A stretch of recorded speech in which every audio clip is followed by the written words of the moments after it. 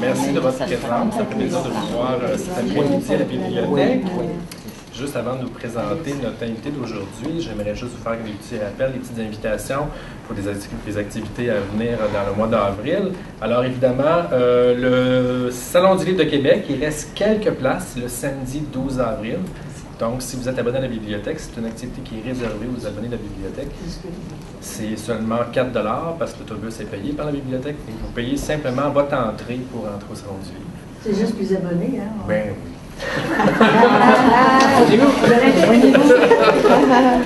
Également à venir le film de l'ONF Pour la cause qui est présenté le 16 avril, c'est toujours les mercredis après-midi à 2h. C'est un documentaire sur la congrégation Notre-Dame du Sacré-Cœur qui a contribué à la sauvegarde de la langue et de la culture acadienne. Donc ça peut être un documentaire excessivement intéressant, je vous invite. Toujours le 16 avril, mais en soirée, cette fois-ci, nous avons la conférencière Carole Isabelle, c'est une dame de Victoriaville qui va nous présenter les secrets de l'abondance.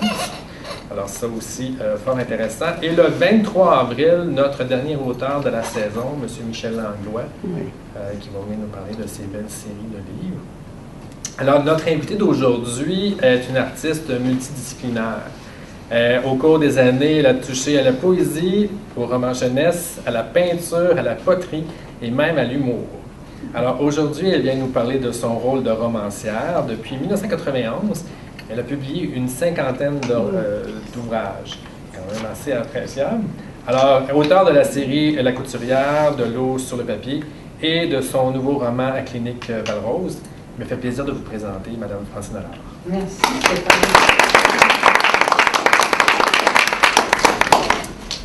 Est-ce que c'est possible de vous demander s'il y en a qui ont lu La Couturière? D'accord. C'est parce que j'avais une anecdote à vous raconter à ce sujet-là. À propos de Pauline Guil, justement, il fallait que j'en parle. Pauline Guil, on a fait une fois une émission de radio dans un salon du livre, tous les gars Chicoutimi, à Rimouski. Et elle était à côté de moi, puis elle attendait que ce soit à son tour de parler de son dernier livre, de son projet. Et moi, je suis arrivée, j'ai parlé de La Couturière.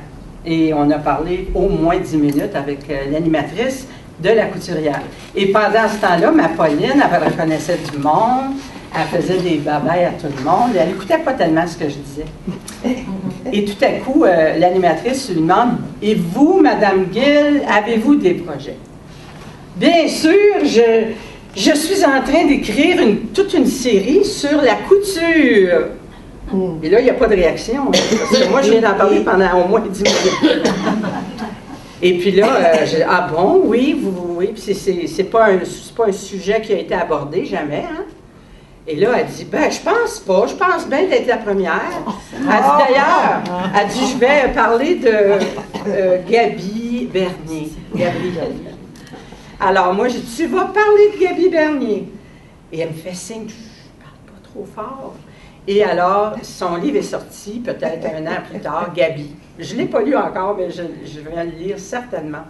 Gabrielle Bernier a été en quelque sorte la couturière, entre guillemets, parce qu'elle a commencé comme tout le monde à coudre probablement du linge pour ses poupées, mais elle est devenue très connue ensuite. Et lorsque moi, j'ai commencé à écrire la série, j'ai commencé par me procurer ce livre qui est toute l'histoire du vêtement au Québec, depuis très longtemps. Et en lisant le livre comme il faut, je tombe sur Gabrielle Bernier et je regarde où elle est née, qu'est-ce qu'elle a fait dans sa vie. Bien, figurez-vous que c'était ma voisine à Oka. Oh.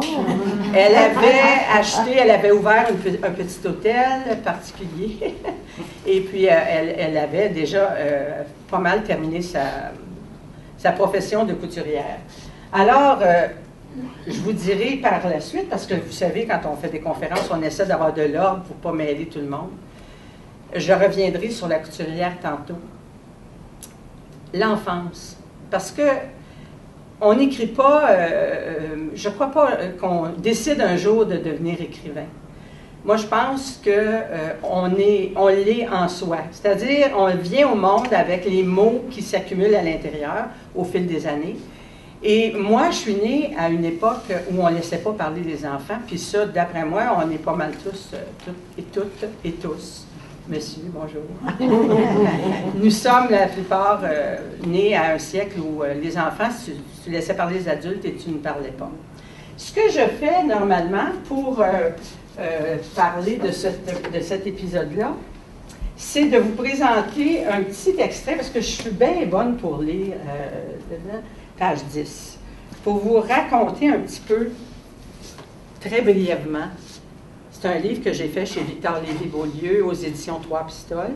C'est une collection qui permet aux écrivains de raconter leur cheminement, puis de qu'est-ce qu'ils pensent du milieu littéraire. Et ça, je n'aborderai pas trop ce sujet-là parce que c'est très difficile. Les enfants dans les écoles, quand j'y vais, me demandent toujours combien tu gagnes par année. Alors, j'ai l'impression que ça doit être quelque chose qui vous embête aussi de savoir. On veut savoir si c'est payant. Alors, au Québec, il y a peut-être 10 écrivains qui vivent avec leurs droits d'auteur et qui font beaucoup autre chose, comme Michel Tremblay, par exemple. Mais la plupart des autres, des 1280 autres, les gens ne vivent pas de leur plume, très rarement. Puis c'est pas parce que les gens lisent moins, c'est un fait. Il y a trop de choses qui nous sollicitent. Alors, je vais vous en lire un petit bout pour que vous ayez une idée de comment ça s'est passé en 1949. Je suis née en 1949, après la guerre, d'une mère d'à peine 20 ans, totalement immature, qui écoutait le pédiatre lui suggérer de ne jamais prendre l'enfant dans ses bras, sauf pour le biberon et pour changer les couches. En 2007, elle m'a remis mon carnet de santé du docteur Bussière, pédiatre, comme pour expliquer pourquoi je ne ressentais aucune affection physique envers elle. Ne jamais prendre l'enfant. J'entends mon père dire que je suis encore en train de me plaindre des manières d'élever les enfants à cette époque. Époque où l'on avait le droit de les battre, de ne pas les amener en vacances, de leur dire de se taire, de les empêcher d'aller à l'Halloween pour les punir de mauvaises notes à l'école, de les exposer au mononcle cochon de la famille par souci de bonne entente, de se moquer d'eux devant la parenté. Une époque où on n'aimait pas les enfants. Il y a des écrivains qui ont mis une croix sur cette époque et qui voguent plein nord, le sourire aux lèvres, le cœur léger. Pas moi. La créatrice impénitente que je suis aura eu besoin d'écrire des parcelles fortes de son enfance. Claude Jasmin, dans un livre écrit à 4 mains, me confiait écrire quand ça élance. Pareil pour moi. J'écris avant que ça explose, avant que papa ne me quitte pour toujours. Et mon père est mort au mois de juin l'an passé. Mais il reste que c'est extrêmement délivrant pour une personne de pouvoir écrire. Je suis évidemment très prolifique. Tantôt, Stéphane parlait d'une 50aine. J'ai publié cette semaine, la semaine passée, le 61e. Je vous en reparle tantôt. Ça devient une espèce de logorée verbale, je ne peux pas m'en empêcher. Et à chaque problème, à chaque situation qui a pu me marquer, c'est l'écriture qui abrite tout et qui finit par expliquer. Et quand on peut expliquer, ensuite, on se sent mieux. Parce que j'ai entendu une fois Denise Bombardier dire « Ce n'est jamais autobiographique, voyons. » Tu sais, c'est juste, ça n'a pas nommé les petites culottes de M. Bouchard. Tu sais. Il reste que c'était partout. Vraiment, c'est tous les écrivains que je connais, sauf peut-être ceux qui écrivent des romans historiques. Comme de raison, si on parle de notre famille, mais quand, comme moi, La Couturière, c'est une tante à moi, mais tout est inventé, donc il n'y a rien qui pourrait témoigner d'une personne de ma famille, vraiment. Et puis, il faut faire très attention, hein, parce qu'il y a des auteurs qui se sont fait accuser d'avoir raconté un roman qui se passait avec les personnages, c'était ses collègues de travail. Et puis, elle a été poursuivie, puis elle a perdu sa maison, sa voiture, son emploi. Et puis, elle est reconnue, je ne la nommerai pas ici, parce qu'on a des oreilles indiscrètes qui nous regardent aussi. Donc, l'enfance, c'était malgré tout un moment joyeux, mais quand on ne s'entend pas avec notre mère, la première chose, c'est le remords. Mais quand on a compris que ça servait à rien, ma mère m'envoyait, elle, suivre des cours. Alors, c'était Verdun. Verdun, c'est près de Montréal. Ça fait partie maintenant de Montréal. Il y avait un centre d'art, puis il y avait des cours toute la journée du samedi, le vendredi soir, et j'avais des cours de piano le mercredi. Alors, c'était un moyen quand même efficace. Pensez pas que ma mère m'inscrivait partout. Comme ça, je pouvais la laisser tranquille une bonne partie de la semaine. Alors, c'est comme ça qu'est née cette espèce de curiosité. Pas maladive, je dirais. C'est une curiosité bienfaisante et qui fait en sorte que quand je rencontre des étudiants et que je leur parle moindrement, je leur parle toujours, surtout les jeunes écrivains ou les jeunes peintres. Il y a deux notions très importantes dans la vie d'un créateur, la curiosité et le doute. Et si on n'a pas ça dans n'importe quel métier que l'on fait, n'importe quelle profession, il faut toujours aller chercher d'autres notions, s'intéresser à autre chose que de connexe.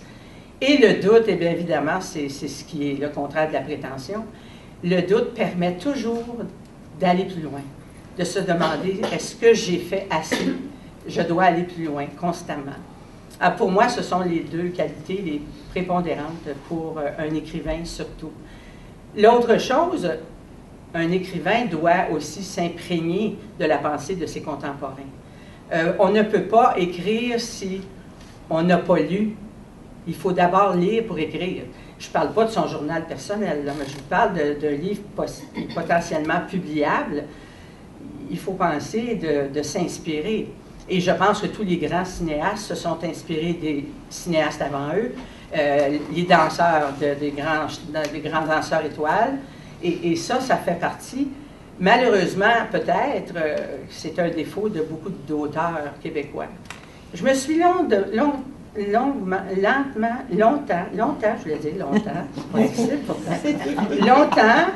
je me suis posé la question, est-ce qu'il y a vraiment trop d'auteurs? J'imagine, il y a même 30 ans, vous-même, vous n'étiez pas confronté à des milliers d'auteurs comme on en a aujourd'hui. Les éditeurs, est-ce qu'il y en a trop?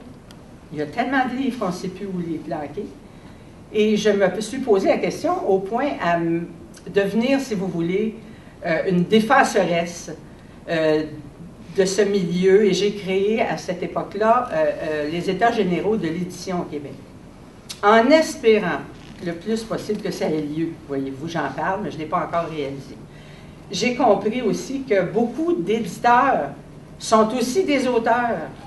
Je parle de Victor Lévy-Beaulieu, par exemple, un excellent auteur, selon moi, très mauvais éditeur, mais il est bon aussi pour les chats, les chiens, là. Mais il reste que beaucoup d'auteurs sont éditeurs. Nous avons une espèce de syndicat, nous, les écrivains, qui s'appelle l'Union des écrivains du Québec. Et lorsqu'on a un litige avec notre éditeur, 3 fois sur 4, on tombe sur un éditeur-auteur qui est notre collègue dans la même union. Alors, comment voulez-vous, là, l'Union des écrivains ne veut pas nous mettre en conflit puis se mettre à défendre l'un plutôt que l'autre? Il y a beaucoup d'écrivains qui ont eu beaucoup de peine à cause de ça. Alors, finalement, il faudrait aussi fonder le syndicat des écrivains, que ce soit comme l'Association pour les artistes, l'Union des artistes. Vous devez absolument payer un petit permis à chaque fois que vous passez à la télé. Je ne sais pas celle qui disait, là, « Raccroche! » Je ne sais pas elle, ça a payé un permis. mais je l'envie, ainsi que celle qui fait « Je note. » Elle est assez fatiguée. Mais ça, c'est des personnes qui ont été ciblées. Je trouve qu'ils ont bien choisi. Donc, c'est ça le coq à l'âne. Vous êtes-vous déjà demandé ce que c'était le coq à l'âne? Hein, c'est ça. Du coq à l'âne, ça veut dire je m'en vais là, mais c'est pas grave, on va toujours arriver à la fin quand même. Stéphane finit à 4h30. Bon. La jeunesse ensuite. Bon. Quand j'ai vu que c'était pas vraiment possible, j'ai été faire des études en philosophie. J'étais la seule fille. Je comprends comment vous vous sentez, monsieur. J'étais la seule fille et tous les autres étaient des philosophes. À cette époque-là, ils se faisaient pousser un petit pinch et puis des petites lunettes un peu rondes comme les miennes, mais beaucoup de prétentions, beaucoup, mais aussi beaucoup de doutes, dois-je dire. J'étais à l'UQAM, à l'Université du Québec à Montréal, et je me suis rendu compte que j'irais pas très loin si j'allais pas au moins me chercher un doctorat. Donc, j'ai quitté la philosophie. C'est tout pareil, ça, poésie, politique, philosophie, c'est pas de moi. Alors, je suis allée dans l'enseignement. Et vu que j'avais déjà des études derrière la cravate, on m'a admise chez les bonnes sœurs pour apprendre à devenir professeur. Et j'ai enseigné la maternelle. Bon, maternelle, ça va jusqu'à temps que tu n'entendes pas « Viens m'essuyer, Francine! » Parce qu'avant, les enfants de maternelle étaient un petit peu plus délurés, mais à un moment donné, c'était rendu ça. Là. Il fallait leur attacher leurs souliers. Ben, ils partaient de la maison, venaient de se séparer de leur maman, puis ils venaient passer 2h30 avec moi. Mais ils s'en souviennent. J'ai encore des élèves de maternelle qui m'écrivent et qui me donnent des nouvelles régulièrement. Comme quoi j'ai exercé une certaine impression dans leur enfance. Il y avait 5 ans et demi, 6 ans. L'enseignement, ça a été un petit peu... bon, je ne l'ai pas fait très longtemps. J'ai enseigné la maternelle, puis la première année, 4-5 ans. Et j'ai eu un enfant moi-même. Et puis, je ne pouvais pas imaginer que tante Pierrette entendrait le premier maman de la journée. Et je ne voulais pas qu'elle la voie marcher, faire ses premiers pas devant tante Pierrette. J'avais rien contre tante Pierrette, elle ne connaissait pas tante Pierrette. Sauf que je trouvais que c'était plus important pour moi d'élever mes enfants. Moi-même, de voir leur évolution, de leur enseigner ce que je savais. Alors, on en a fait du bricolage, et on en a fait de la peinture, puis on a fait des petites comptines, puis on faisait de l'écriture aussi, déjà tout petit. Et comme je disais à Jasmin, justement, dans le livre, j'ai écrit un livre avec Claude Jasmin, je lui racontais que... C'est quoi je lui racontais? Je perds mes affaires des fois, c'est pas croyable. Bon, alors, j'ai raconté que rien, finalement. Je vais m'en rappeler tantôt, je vous l'ai dit, c'est toujours après que ça se passe. Je regarde quelqu'un, là, tiens, regarde, je regarde Stéphane et Rie, je ne sais plus où je suis rendue. Bon, donc, là, j'ai décidé d'écrire de la jeunesse. Là, je me suis mise à lire des romans jeunesse. Et puis, je trouvais que dans les romans jeunesse, on plaçait un miroir devant les jeunes en disant, voilà ce que vous vivez. Ta mère sort avec le psychologue de l'école, ta soeur vend de la drogue, ça n'allait plus nulle part. Ça, c'est ce qu'on voulait refléter. Un peu ouattatata, je dirais. Et puis, moi, je me disais, je ne peux pas croire qu'on appelle ça de la littérature jeunesse. Il faut absolument qu'on utilise un vocabulaire beaucoup plus riche et non pas aller vers les enfants et parler comme eux dans les écoles. Alors, mes livres sont sortis, j'en ai fait une quarantaine. Tante Imelda, peut-être qu'un de vos enfants ou un neveu, une nièce ont lu cette série-là, Tante Imelda. C'était une vieille tante de 85 ans qui était très cool, hein, qui pouvait danser, mais qui avait un langage tellement châtié que ça faisait rire les gens, les enfants qui lisaient le livre. Mais les professeurs me disaient, on a de la difficulté à leur faire lire, votre vocabulaire est trop important, trop riche. Alors, tu te fais dire ça, les enfants de 4e année ne pouvaient pas lire mes livres. Ceux de secondaire 5 qui lisaient des livres que j'avais écrits pour 13-14 ans. Et ça me dérangeait beaucoup de voir que les jeunes n'étaient plus capables de lire comme moi à l'époque, Albert Camus. Je pouvais lire beaucoup de livres. Jean-Paul Sartre, c'était à l'Index, si vous vous rappelez. Mais moi, j'avais la chance. Ma mère était abonnée au Cercle du Livre de France. Et elle recevait des livres. Je ne sais pas ceux qui se rappellent de ça, mais c'était même pas couper les feuilles. Ça nous prenait un petit bout de papier pour couper les feuilles avant de lire, et ça en mettait partout. C'était Pierre Tisser, le père de Charles Tisser, qui avait cette maison-là et qui avait déjà pensé à Québec Loisirs avant tout le monde. Alors, on recevait les livres à la maison. Il y avait Jean-Paul Sartre, mais il y avait Simone de Beauvoir. Il y en avait un paquet, là. Puis on avait des Québécoises aussi que j'ai lues grâce à cette série-là. Donc, aujourd'hui, je me disais, si je présentais le premier roman de Marie-Claire Blais à des élèves de 6e année, l'âge que j'avais quand je l'avais lu, je ne pense pas qu'ils y arriveraient.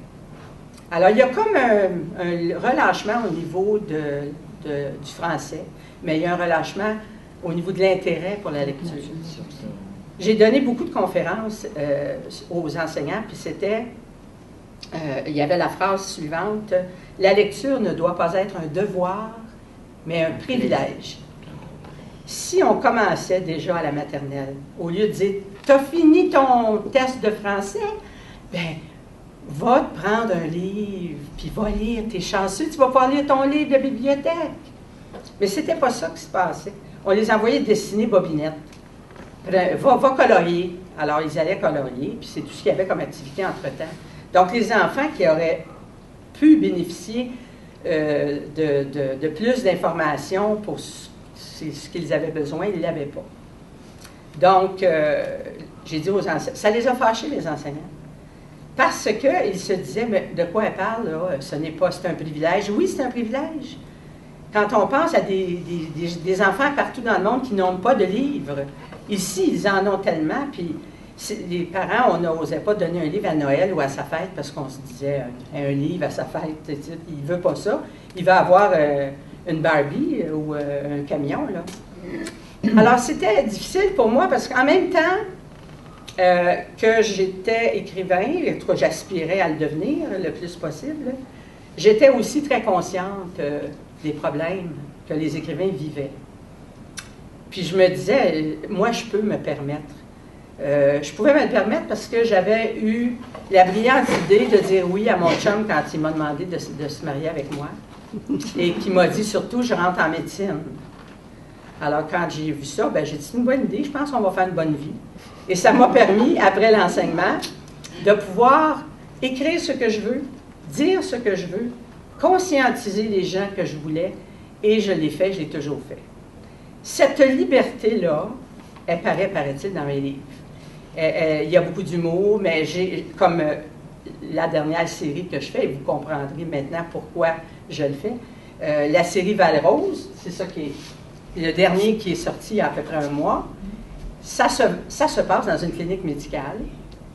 Ça se passe sur une dizaine de tomes comme celui-ci. Le deuxième devrait sortir bientôt.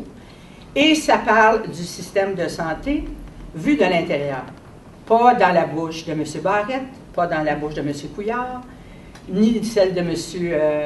Dubuc. Comment pas Dubuc? Comment il s'appelle? Bolduc. Bolduc, oui. C'était juste pour voir celui de celle. Alors, M. Bolduc et tous les politiciens qui tentent de nous dire que c'est... Moi, la vraie raison, là, vous avez des personnages extraordinaires là-dedans qui sont votre médecin de famille, votre médecine de famille. Il faut penser que maintenant, c'est majoritairement des femmes en médecine. Autant c'est extraordinaire, autant elles ont moins de temps pendant la période qu'elles auront des enfants. Mais comme elle me disait une jeune femme de Saint-Eustache un jour, pendant qu'eux autres iront jouer au golf, moi je serai à la clinique toute la semaine, puis moi je prendrai la relève. En tout cas, il y a aussi prépondérance des femmes dans ce roman-là. J'ai même dans le tome 2 une médecin voilée. Et vous allez voir que c'est quelque chose parce qu'elle n'est pas voilée pour les raisons qu'on pense. Alors, quand j'écris, c'est sûr qu'il faut aller s'alimenter tout le temps dans l'actualité. Alors, j'y lis beaucoup. Je fais énormément de recherches et toutes les revues médicales que nous recevons à la maison proposent des cas. Souvent très spéciaux, là, c'est comme j'ai un enfant qui a avalé des aimants dans le jeu de Lego de son grand frère. Mais on pense que oui, ça va sortir à l'autre bout, attendez un instant. Ça colle ensemble, et puis le petit bonhomme, il est vraiment dans de mauvais draps. C'est un cas que j'ai lu dans une revue médicale qui ne propose pas des cas ordinaires, qui vont proposer des cas spéciaux. Alors, vous allez avoir ça dans Val-Rose. Et je suis passée de chez Victor Lévy-Beaulieu pour aller à la maison d'édition. Bonne semaine! Bonne semaine, tout le monde l'a vu. Monsieur Claude a vendu sa maison d'édition à Québécois. Et je suis comme la première auteure qui ouvre une nouvelle série, un peu plus littéraire, je dirais. Alors, c'est ce que je voulais vous en parler. On en a un, là? Est-ce qu'on en a un sur la table? Oui. Oui? On va le faire. En tout cas, s'il n'est pas là, il y en a un ici à faire tirer. Il y aura quelqu'un qui pourra lire le tome 1. Donc, les recherches. On n'écrit pas, même, surtout un roman historique, imaginez-vous. Quand je me suis lancée dans la couturière, c'est le cas de le dire, il faut dire que j'en avais un petit peu soupé, après 50 romans, de voir que ça ne marchait pas autant que j'aurais voulu. Parce qu'au début de ma carrière d'écrivain, en 91, j'avais écrit Défense et illustration de la toutoune québécoise. Je suis devenue la toutoune québécoise. Alors, vous pouviez me voir à toutes les émissions de Marguerite Blais, les émissions de Claire Lamarche. Je suis même allée à Adlib parler de ça. Et je me souviens parce qu'il y avait Brigne Leboeuf qui était présent avec son orchestre. Et juste avant qu'on me dise on va faire une pause, il a chanté « Moi, mes blues ne passent plus dans la porte. » Alors, quand ils sont revenus, j'ai dit « Ben moi, c'est ma blouse qui passe plus dans la porte. » Ça, c'est en 91. En 91, je commençais, j'étais naïve. Et j'avais commencé cette carrière-là en faisant du stand-up comique. Donc, un festival juste pour rire. Et puis, je suis allée présenter un personnage et une chanteuse d'église une chanteuse à 10 piastres pour les églises. J'ai fait ça longtemps, hein? Parce que moi, j'ai fait le conservatoire en chant classique. Et j'allais chanter les mariages. Et c'était 10 $. Tu préparais tout le mariage avec les mariés, puis tu chantais leur chanson. Des fois, tu ne la connaissais pas, mais tu t'organisais pour le savoir le journée des noces. J'ai fait ça pendant de nombreuses années. Et puis, c'est ça. Quand on veut, là, à un moment donné, ça a été le stand-up comique. Pourquoi? C'est dans le fond, pourquoi? Je ne sais pas trop pourquoi. Il y a quelqu'un qui m'a dit « Viens donc, t'es drôle. » Ben, j'ai dit « C'est correct, j'ai commencé. » Et j'avais avec moi Claude Legault. Puis il y avait dans la même c'était des c'était pas vraiment à la télévision là, mais c'était comme des comment t'appelles ça, j'ai pas compris. Des auditions. Voilà, les auditions juste pour rire. Donc on allait à un endroit et 4 fins de semaine il y avait des gens qui venaient faire une audition, dont Anthony Cavana. Et il avait fait son monologue sur les Noirs, puis ça avait été c'est lui qui a gagné cette audition-là pour la ville de Laval. Et puis, j'aurais pas pu de toute façon, parce que comme vous avez vu, je perds la mémoire souvent. Je suis en train de parler, je vois passer quelqu'un, puis alors ça m'arrivait régulièrement. Et j'étais d'ailleurs à Laval, ils m'ont demandé pour aller donner une soirée avec Daniel Odera, puis c'est-tu dur pour vous autres les noms propres? Quand vous cherchez oui, c'est ça. Si tu veux dire, tu veux parler de quelqu'un, tu vas parler de telle émission, tu as vu tel, je sais plus. C'était Grégory Charles, voyez-vous, pendant que je vous ai fait parler, là, je l'ai trouvé. Grégory Charles. Et puis, moi, mon monologue, il était correct. Tandis que les autres participants de cette fameuse audition, c'était parfois assez vulgaire. Donc, ils m'ont demandé. J'étais dans la piscine chez nous, puis je pratiquais, puis je le savais, mais je pratiquais, c'était épouvantable. Et ça commençait par « Je suis émérancienne bonne. Ça fait 25 ans que je chante les mariages et à l'église. 25 ans ce soir. » Puis là, bien évidemment, tout le monde applaudissait, ça détendait mon esprit, puis là, je continuais. Mais je disais, à Laval, j'étais invitée au Festival des fleurs. Vous savez, ils vous donnent un prix parce que vous avez mis des fleurs sur votre balcon. Bon, à Laval, vu que c'est grand, ben, il y avait bien des participants, puis bien des fleurs. Et puis, c'était Georges Whalen, je me rappelle, qui animait. Et puis, je me suis dit, va changer un petit peu mon monologue. Fait que je suis arrivée sur la scène, figurez-vous, j'avais un orchestre à côté de moi, parce que je chantais là-dedans. Et puis, j'arrive en avant, puis là, je dis « M'invitez-moi et mes anciennes bonnes à un party de plantes de graines. » Et là, il y a eu un silence. À des adorateurs de narcisses. Puis là, j'avais toutes les fleurs qui pouvaient avoir un sens. Pas un son dans la salle. Alors là, je suis revenue à... Ça fait 25 ans, à soir, que je chante les mariages à l'église. Là, il y a eu comme un applaudissement et un gros de toute la salle qui avait un certain âge, j'imagine. En tout cas, je n'ai jamais je n'oublierai le malaise que représente une minute de silence quand tu es un humoriste. Et quand tu es une femme aussi. Puis quand tu es une femme. Oui, oui. Oui, parce que Lise Dion... Quelqu'un vous aurait répondu, ben oui, mais une femme, ça parle tout le temps, comment voulez-vous qu'on fasse le silence? Mais Lise Dion, elle l'a dit, hein? Oui. Et même, ben c'est ça, même, je l'avais connue, de Lise Dion, et puis elle a parlé aussi de son poids, puis elle l'a bien fait, je vous avoue que j'ai bien collaboré là, avec elle. Donc, je vous parlais des études, l'enseignement, et puis le premier livre. Un deuxième livre, à ce moment-là, c'est que j'ai rencontré Alain Stanquet. Cette rencontre-là est tellement incroyable.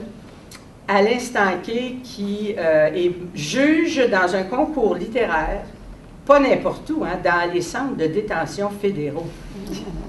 Alors, il y avait les femmes dans les prisons des femmes et les hommes qui avaient écrit des textes. Moi, j'étais là avec lui et d'autres pour lire les textes pour qu'on donne des prix, figurez-vous.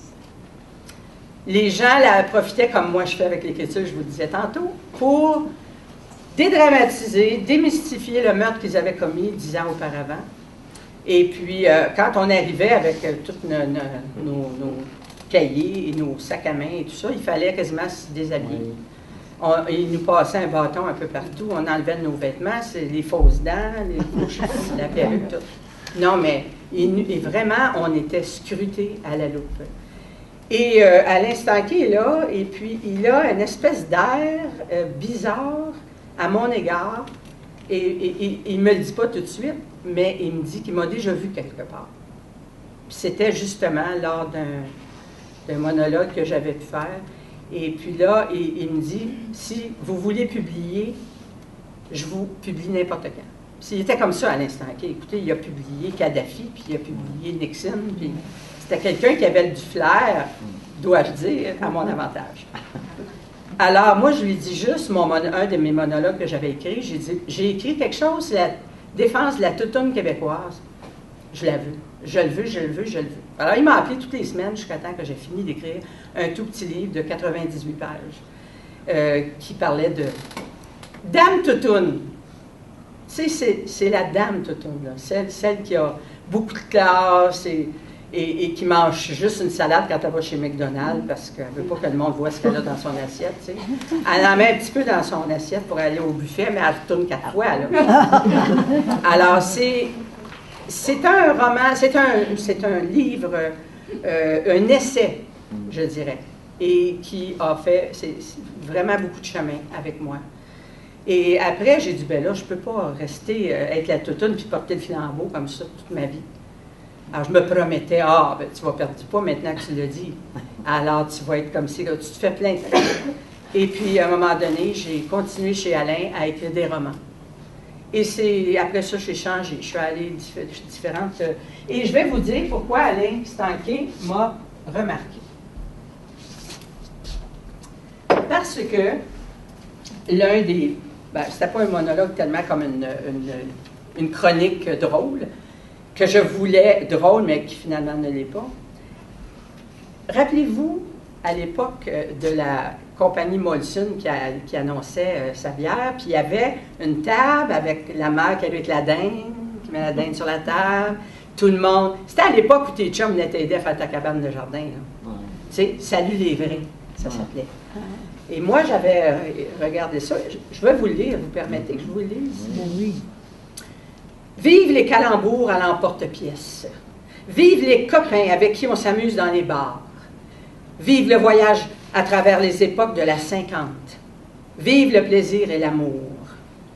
Sommes-nous si cruches que nous avons l'air devant notre téléviseur brunswickais? Est-ce que ça vous dit quelque chose, le téléviseur brunswickais? C'est une époque, oui. Une marque de commerce. C'était une marque de commerce, mais quand on l'écoutait, il y avait des messages subliminaux qui nous venaient de toutes sortes de compagnies. C'est ça, oui. Tu t'assoyais, puis ça te disait, va t'acheter des pneus d'hiver. Va t'acheter des pneus d'hiver. Là, tu te levais, puis le gars, il n'avait pas d'auto, puis il sortait avec ses 4 pneus d'hiver.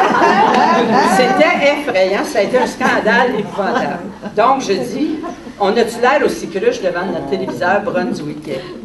Sommes-nous aussi crétins pour imaginer qu'avec Molson, nous serons les vrais? Qu'avec la bleue Draille, nous visiterons d'autres planètes? Que nous connaîtrons le secret de la bleue comme le secret du bonheur? Les créateurs de romans harlequins doivent sûrement exiger des droits d'auteur aux commanditaires de bière.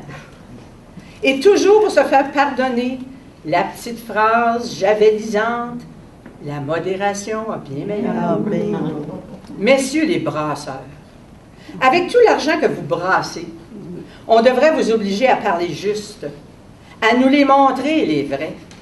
Ceux qui sortent des brasseries complètement sous, ceux qui tuent encore sur les routes du Québec parce que leurs facultés sont affaiblies par votre houblon à l'air inoffensif. Ceux qui mentent, volent, s'épaississent, puent, vomissent n'importe où, bavent leur amertume, détruisent la vie de leurs enfants et ont raté leur vie conjugale à cause de la racoleuse bouteille dont le bouchon fait de la musique. Ceux enfin qui ne peuvent plus vivre sans alcool, montrez-nous les dons. Montrez-nous les enfants qui ont peur, les chicanes de famille, les salles d'urgence. Là, vous serez entendus et honnêtes.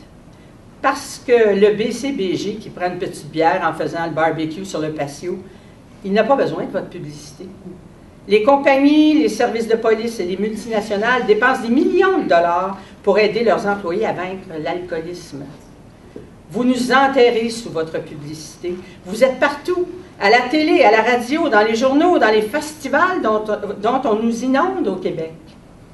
Comme la bière était devenue le symbole du Québécois minable sur le BS toute sa vie, les brasseurs, afin de rehausser leur image, se sont aussi emparés de notre culture, le théâtre, les concerts, les programmes de la Place des Arts. On devrait vous interdire toute publicité, comme pour la cigarette. Et si ce gouvernement se tient debout, qu'il vous oblige donc à payer les déficits de l'assurance maladie, qu'il vous surtaxe, vous surimpose, là au moins, vous aussi aurez une bonne raison de vous saouler la gueule. C'est clair. Ça, c'est 92, 13. C'est encore de Voyez-vous que c'est encore d'actualité, mais ça prenait, vous avez parlé tantôt, les femmes, c'est plus difficile, effectivement. Ça prenait beaucoup de courage, je pense, d'avoir... Puis j'avais une émission de télé à toutes les semaines où j'allais lire un texte dans ce genre-là. Et c'est là qu'Alain Stanquet m'avait aperçu. Il me dit, quand il m'a vu en prison, ça fait 1 an que je vous cherche. Et personne ne savait qui j'étais. Effectivement, c'était une télévision, en fait, j'allais dire communautaire, mais c'était une télévision de la téléuniversité qui permettait à des jeunes, des étudiants, d'apprendre à tenir une caméra, d'apprendre à s'occuper du son. Et j'étais pas mal contente. Ça, c'est même plus sur le marché. La plupart de mes livres ne sont plus sur le marché. C'est pour ça que les bibliothèques existent. Parce que nos livres demeurent à jamais dans un rayon, à moins que des fois ils font des ventes, là, tu sais, quand ça se vend pas, on espère qu'il y a juste les romans américains qui partent, là. Mais, vous voyez, mais quand je vais dans les bibliothèques, souvent, quand il y a des livres à vendre, je vais toujours voir si les miens sont là. Ça me fait bien de la peine quand je vois mes livres dans les magasins de livres usagés.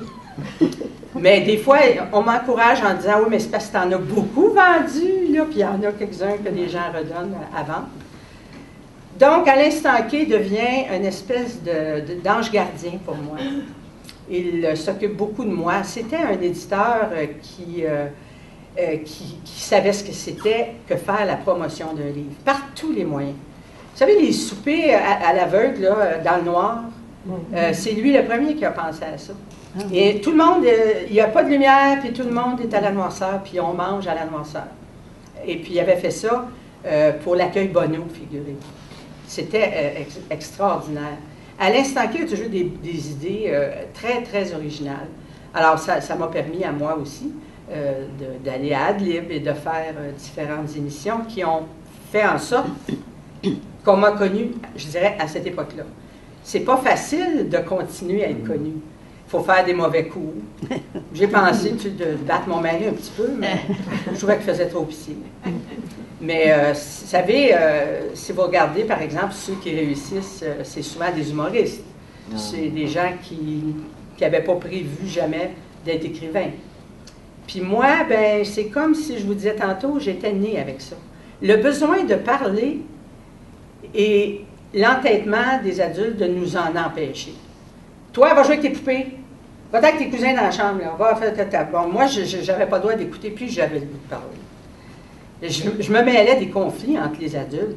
Ça chicanait, là, puis là, je disais, non, toi, tu n'as pas raison, toi, tu ne devrais pas dire ça. Puis, puis j'étais la petite fatigante qui prenait des cours de diction, qui faisait des cours de danse, je faisais tout ce qu'on peut faire à un enfant.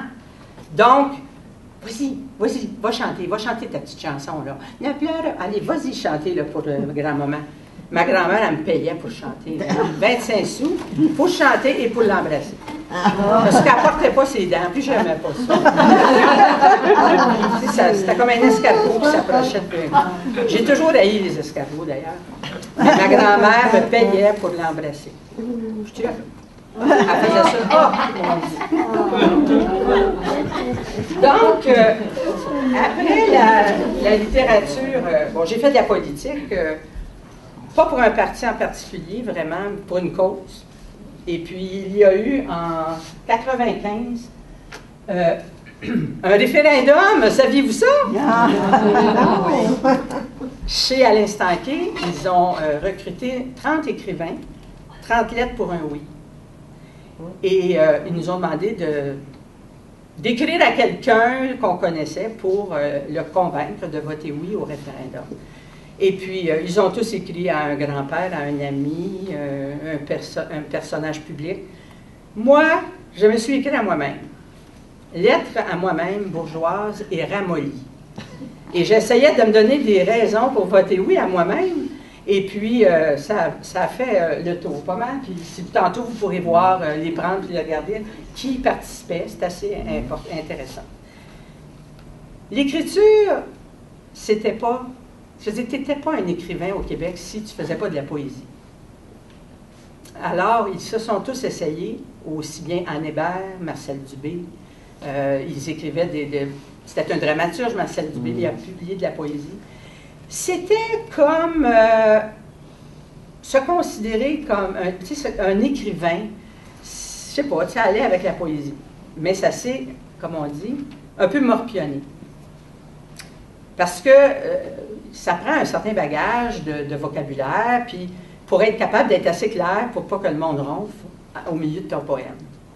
Et comme la poésie ne se vend pas, ils ont décidé d'ajouter des musiciens. Alors, on ajoute un violon, une guitare, une flûte, et puis, déjà, c'est mieux. On lit de la poésie, mais souvent, c'est pas trop compréhensible. Moi, j'ai appelé ça la poésie Tupperware. Vous savez, ce petit plat dans lequel on met un restant, puis hein, vous qui savez qu'est-ce qu'il y a dedans, il n'y a rien qui rentre, il n'y a rien qui sort. Je dis, le plat Tupperware, c'est fait pour ça. C'est hermétique. Il y a toi qui le sais, puis personne ne comprend ailleurs. Alors, c'était comme ça que moi, j'appelais la poésie.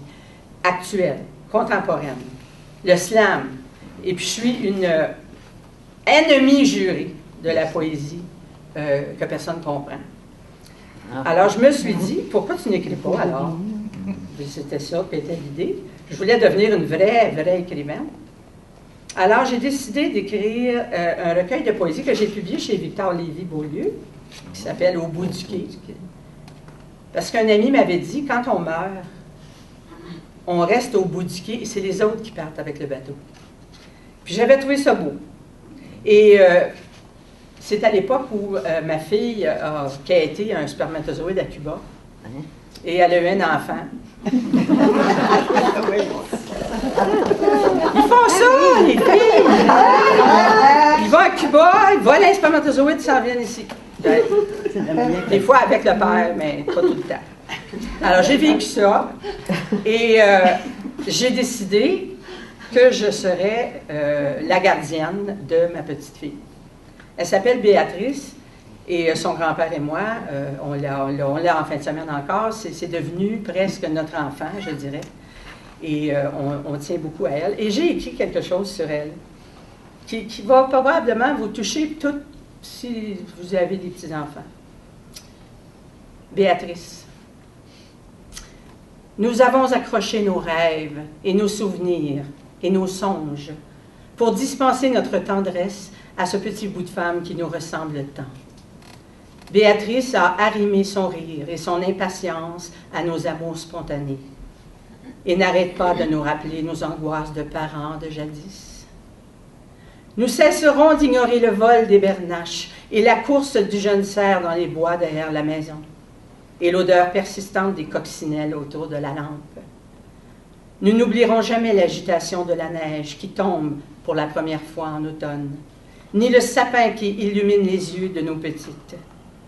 La descendance est là pour nous rappeler la musique et les lumières et les rubans et les grelots et les descentes vives de la luge jusqu'au bas des côtes ouatées.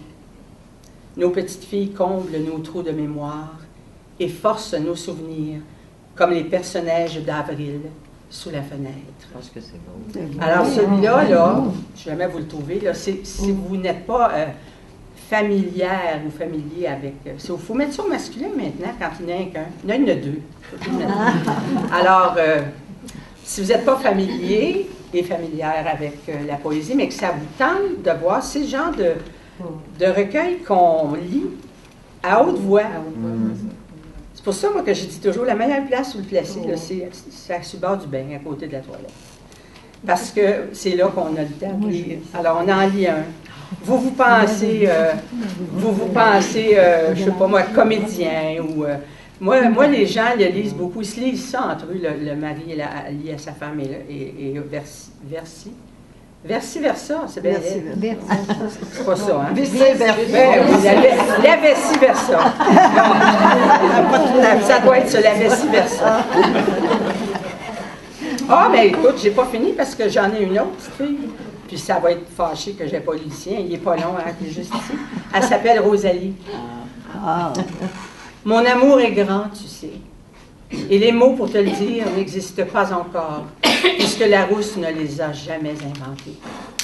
Il y a la neige qui recouvre le bruit de nos pas quand la chaleur nous pousse dehors. Il y a le ciel immense au-dessus de nos inquiétudes soudaines. Et cette voiture qui remonte la route glacée et emporte nos petits-enfants auprès de nous deux. Rosalie voit un jet bleu et j'entends le son feutré de ses mitaines qui applaudissent. Le monde est sauvé si notre petite fille applaudit un jet bleu. C'est la vie. Alors, évidemment, ils sont toutes bien. Mes enfants, ils lisent souvent parce que je parle de leur vie. Après ça, ben là, poésie, roman pour enfants, ça, je vous l'ai raconté. Puis tout à coup, plus d'argent en banque. Je rencontre Pauline Gill. Je rencontre, qui d'autre? Diane Lacombe. Et puis, je rencontre des gens qui écrivaient des séries. Et je leur parle de ça, puis c'était des ventes assez incroyables. Puis là, je me suis rendu compte qu'effectivement, les lecteurs québécois et lecteurs québécoises, je me pense pour Mme Marois, sont des lecteurs de séries historiques. Et avec raison. Les gens sont toujours extrêmement près de leur passé et le passé de nos parents et grands-parents. Et je me disais, ben pourquoi je n'essaierais pas? Mon père, depuis des années, me disait, tu devrais parler de ta tante Emilia, c'est spécial. Emilia, elle allait dans les maisons, puis elle faisait de la couture pour des mariages, par exemple. Elle habitait chez les gens pendant 3-4 mois. Et elle faisait la robe de la mère de la mariée, la bouquetière, les filles d'honneur. Elle faisait même parfois, des fois c'est arrivé, c'était des mariages juifs, elle faisait les vêtements aussi. Elle posait elle perlait, elle disait, elle perlait des petites perles. Elle faisait des dentelles, elle savait faire le tatting. En tout cas, c'était quelque chose. Mais cette tante-là était célibataire Et je ne lui ai jamais connu d'amoureux. Puis je trouvais donc qu'elle avait eu une vie plate. Alors j'ai dit, attends-moi ma tante Emilia, je m'en vais t'en organiser une vie. Alors je suis partie de la vérité, là, à Verdun, Emilia, qui décide qui travaille pour une pan shop, après ça, qui travaille pour un juif anglophone. Et puis s'ensuivent de belles expériences. Elle va connaître beaucoup d'amoureux, beaucoup. Et puis, ben moi, j'ai senti que sur 3, c'est quand même assez épais, là, hein, ça fait Oui. Mais ça se lit 1400 pages. Vous l'avez lu? Oui, c'est vrai, il faut que ça soit... Très bien. C'est ça, il ne fallait pas que je m'épivante trop. Et puis, j'ai pu, à ce moment-là, en prenant le personnage de Donatienne, vous avez Emilia, qui, elle, est la couturière, qui va connaître une carrière à New York, elle va aller à Paris, elle va connaître Gabrielle Bernier de Pauline Guil.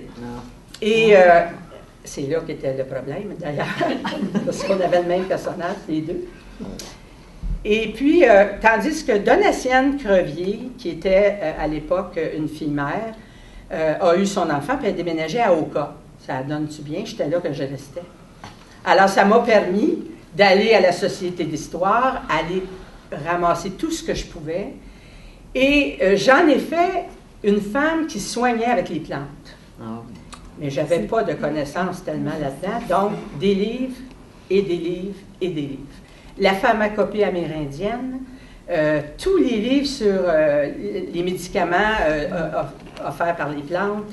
Et Donatienne sera tellement crédible que je me suis dit, je ne peux pas mettre inscrire une recette qui pourrait rendre quelqu'un malade. Donc, c'était vrai. C'était tout vrai. Et puis, j'ai inventé aussi, bon, celle-là, il faut que je vous la raconte, parce que, évidemment, quand Victor Lévy-Beaulieu, ce saint homme, a lu que mon père trappiste sortait avec une femme du village, non. J'ai dit, toi, tu me dis ça quand tu dis qu'il y en a qui couchent avec des chevaux dans tes téléromans? Non, mais c'est parce que, t'as-tu pensé que les lectrices et les lecteurs, qu'est-ce qu'ils vont dire? Un père trappiste qui sort avec une femme, Francine. Alors, j'ai dit, écoute, non, je pense que c'est tout à fait plausible. J'allais à la Société d'histoire. À la Société d'histoire, il y avait des gens qui me disaient, ben oui, mon père, c'était le père un tel. Alors, j'ai appris que le temps de la guerre, quand il y a eu l'obligation de s'inscrire, de s'enrôler à l'armée, beaucoup de pères de famille s'enrôlaient chez les thérapeutes, sachant qu'ils pourraient sortir quand ce serait fini. Mais mon père thérapeute, le mien que j'ai choisi, qui existe et qui a même écrit un livre sur les plantes du Québec, lui, il avait des enfants. Et puis, il est rentré chez les thérapeutes, mais il a tellement aimé ça. Et la compagnie des cisterciens lui a dit, tu restes et on va publier ton livre. À l'époque, c'était tous des dessins faits à la petite plume. Là, puis, je veux dire, il a publié son livre avant même le frère Marie-Victorin, figurez-vous. Alors, on parle de longtemps. Là. Quand j'ai réalisé que c'était vrai, ben là, j'ai pu continuer mon histoire sans trop de problèmes. Puis Victor, de son côté, il a laissé aller. Puis ça a été quand même une série très, très populaire. Pas autant qu'on aurait pensé, mais on a vendu 30 000. Je disais, au Québec, c'est quand même pas si mal. Hein? Alors là, j'ai dit, tiens, je vais continuer, quand j'ai vu comment ça allait. Et là, j'ai entrepris d'écrire de l'eau sur le papier. Tantôt, Stéphane a mentionné que je faisais de la peinture, je fais de l'aquarelle, en fait. Et j'en fais depuis fort longtemps, de sorte que j'ai pu intégrer l'aquarelle dans 2 livres que j'ai, puis l'enfer de Diderot, là, il y en a 2. Et je parle du cheminement qu'ont pu faire les Beaux-Arts à Montréal, partant des premiers dans les années 1910-1920, jusqu'à l'arrivée de Pellan, de Bordua et tous ceux qui ont mis le feu à la cabane. Et puis, on se rend jusqu'à la mort de M. Fortin. Macorel Fortin, là, dans mon roman, dans le 2e, là, il va mourir à Macamic. Alors, parce que Macorel Fortin, moi, j'avais eu la chance de rencontrer le médecin qui l'avait soigné toute sa vie, jusqu'à temps qu'il ait le diabète et qu'on lui coupe une jambe. On lui en a coupé une 2e. Et il était séquestré par un monsieur Archambault, c'est dans tous les livres, là. Et il peignait presque plus, il mangeait presque plus, il changeait ses draps une fois par 2 mois à peu près. Alors, il y a un monsieur Buisson, René Buisson, et si vous êtes déjà allé à Montréal, il y avait dans le Vieux-Montréal un musée qui s'appelait le musée Marc-Aurèle Fortin. Et ce monsieur l'aimait tellement qu'il allait le voir à Sainte-Rose, dans ce coin-là. Et puis, quand il a vu dans quel état il était, il a dit à sa femme, occupe-toi d'Archambault, là, pose pas de questions, je reviens. Il est entré dans la maison, il a ramassé 3-4 affaires, puis il a pris M. Fortin dans ses bras, puis il l'a emmené dans l'auto. Il l'a emmené chez lui quelques jours après, direction Macamic, où ils l'ont gardé jusqu'à sa mort. Alors moi, j'ai inventé mon personnage fictif que j'ai inventé pour le roman, qui est un Italien de naissance, et puis il va assister aux dernières journées de Marc-Aurèle Fortin. Alors, ces 2 livres-là, ils n'ont pas eu de publicité. 0. Pas de rien dans les journaux, pas d'émission de radio, rien. De sorte que c'était, selon moi, c'est, selon moi, une excellente collection. Et on apprend. Parce que la recherche, je vous l'ai dit tantôt, on ne peut pas dire, même à un enfant, dans un roman, une chose impossible. Il faut toujours être rigoureux, il faut toujours avoir les dates.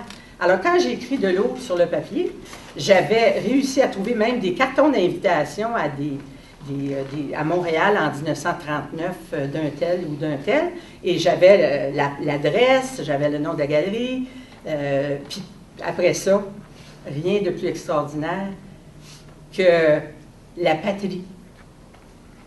Alors moi, je suis allée sur la patrie. Savez-vous qu'on peut lire la patrie depuis son début, en 1895, jusqu'à temps que ça ferme en 83.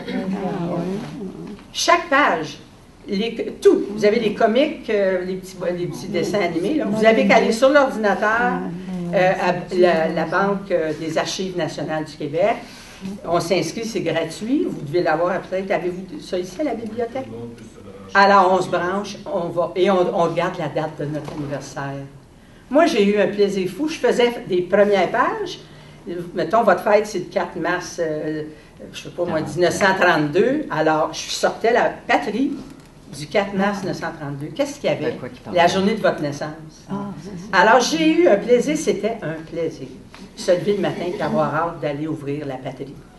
Alors, j'ai revu tous les petits bonhommes, le fantôme, tous ceux qu'on voyait les fins de semaine. Parce que la patrie, au début, était un quotidien. Et puis, à un moment, est devenu une fois par semaine. Ouais. Ça fait que ça, c'est la recherche. Alors, figurez-vous que quand n'importe quel auteur de série historique écrit des livres, là, essayez seulement de réaliser la somme incroyable de recherche. J'ai même trouvé, tant qu'à faire, un livre, écoute, c'est pas nouveau ça là, un magasin, une librairie de livres usagés. C'est un livre qui a été écrit par Steinberg. Et dedans, vous avez les menus des grands hôtels pour le jour de l'an, des années 20, des années 25. Alors, quand vous lisez La Couturière, puis que là, sont dans un hôtel à quelque part, vous avez le menu qui était là, c'est-à-dire qu'il y avait des choses qu'on ne mangeait pas à certaines époques. Du brocoli, que personne ne connaissait ça. Alors, il y a eu, effectivement, et vous avez les menus, mais toute l'histoire aussi, puis vous avez des recettes, c'était à l'envers. C'est en anglais, une partie en français. Non, il était en français, c'est ça, il était une partie en français. Et j'ai vu que c'était produit par le gouvernement du Canada. Et Steinberg. Oui, c'est ça.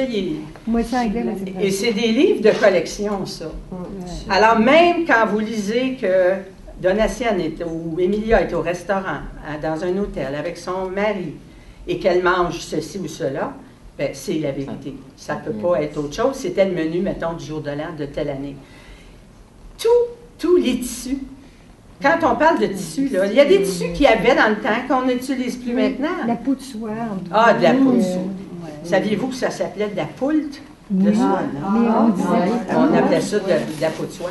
Mais du Shanton, puis Ah, le taffetas, il n'y a plus grand-chose en taffetas de nos jours. Mais quand on était jeunes, on avait notre petite robe de taffetas. On était comme des petits souliers en cuir verni. On appelait du cuir pétant. Donc, ça permet aussi de remonter dans mon enfance. Et ça permet aussi de faire des liens entre les générations bien avant nous. Et puis quand on peut, puis quand on a le goût de chercher, c'est absolument incroyable ce qu'on peut trouver. Puis la patrie, je vous la recommande, sincèrement. Je pense que même j'en avais amené une, il me semble, une patrie. Ben, tu sais, c'est la patrie du 4 mars 1912. C'est parce que le livre commence en 1912, La Couturière.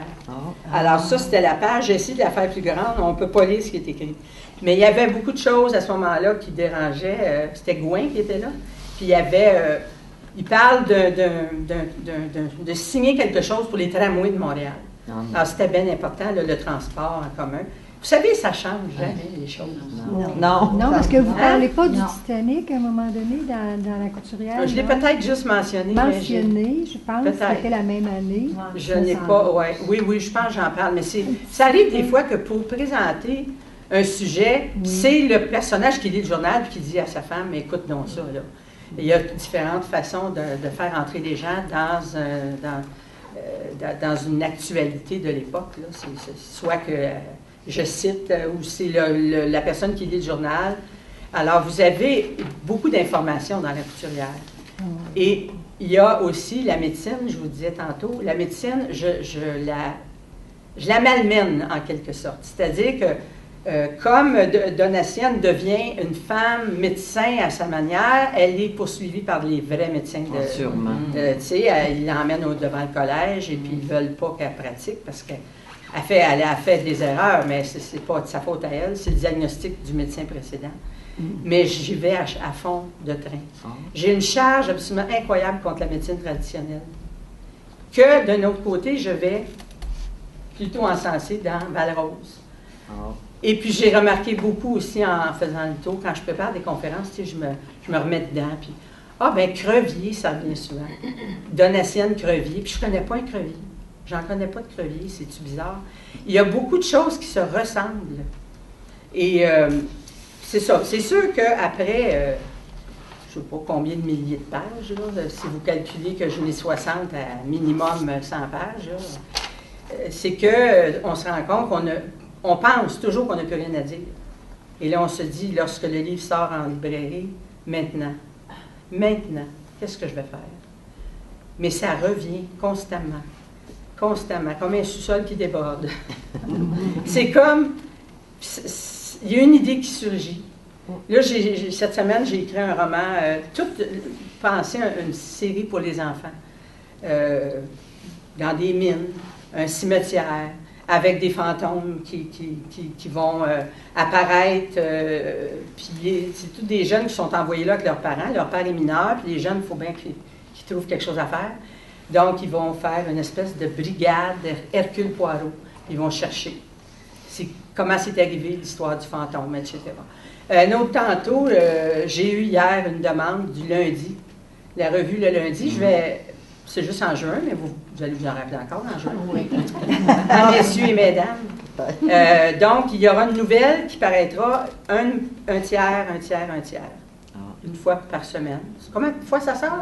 Une fois par semaine. Bon, ben pendant 3 semaines, vous allez avoir ma nouvelle, qui est, j'en parle pas, là, mais elle est pas mal bonne.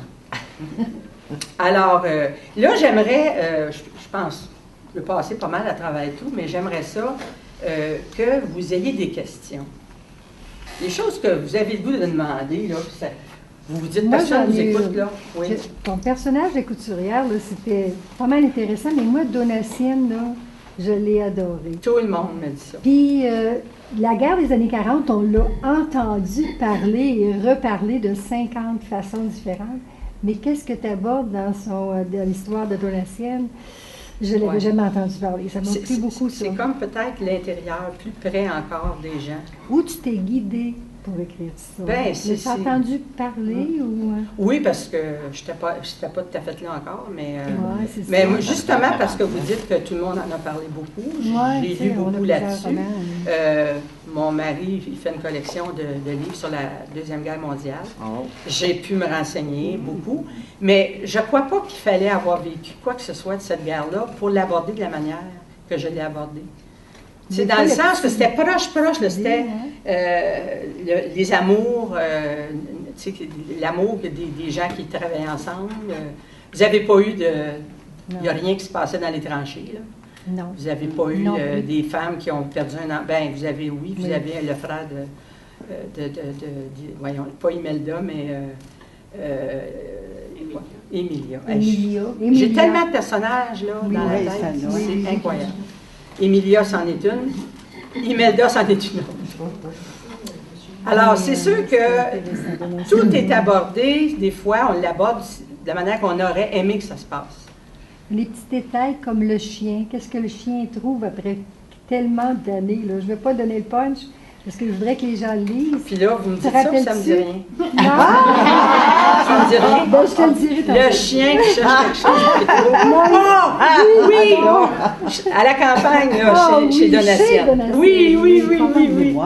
Hey, vous savez, j'ai écrit ça en 2008, 2009, Ah, moi, 2010. ça, Ouais, mais moi, elle. Faut que je m'en rappelle. Moi, il faudrait Oui. tout que je le lise. Il faudrait que je me rassoie. Mais c'est tellement typique d'un Ouais. chien normal, mais que là, le premier qui pousse, puis le chien, ah ben là, je dis, tiens, pourquoi elle a pris ça, tu sais, j'ai dit, c'est Ouais. tellement Mais plausible. ça, là. c'est ça, quelqu'un qui écrit de l'imaginaire aussi. Oui. Vous avez des choses, c'est très rigoureux. Tu sais, je travaillais souvent avec Jacques Lacourcière.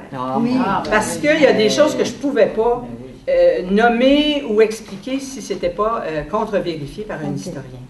Puis Jacques Lacourcière m'avait fait un grand bonheur, m'avait dit, l'important, c'est que ça ne paraisse jamais que tu donnes un cours d'histoire ou de géographie. Mais ça paraissait vraiment. Il faut pas. tellement que ce soit intégré au personnage. Si tu as l'air de lire un livre qui te dit, bon, en 1945, il est arrivé telle affaire, puis en 1946, c'était de tout passer ça en douce pour que le lecteur n'ait pas l'impression que j'étais en train C'est de comme je te l'instruire. disais, la petite touche du Titanic, tu le dis juste en Oui, passant, oui, c'est mais vrai. on se dit, ah oui, c'est vrai, c'est arrivé en 1912 aussi. Ah tu sais, oui. là. Ben oui, ben c'est ça. C'est pour ça que je vous dis, ayez toujours une bonne pensée pour quand vous lisez un roman historique, en vous disant que cette personne-là... Il y a de la recherche. Oui, à moins que ce soit quelqu'un qui n'ait pas de rigueur, mais je pense qu'on en a pas mal tous dans ce domaine-là. Et puis, comme là, je me suis détachée, là, je suis plus dans le moderne, là, je vais être avec Val-Rose, c'est très, très contemporain.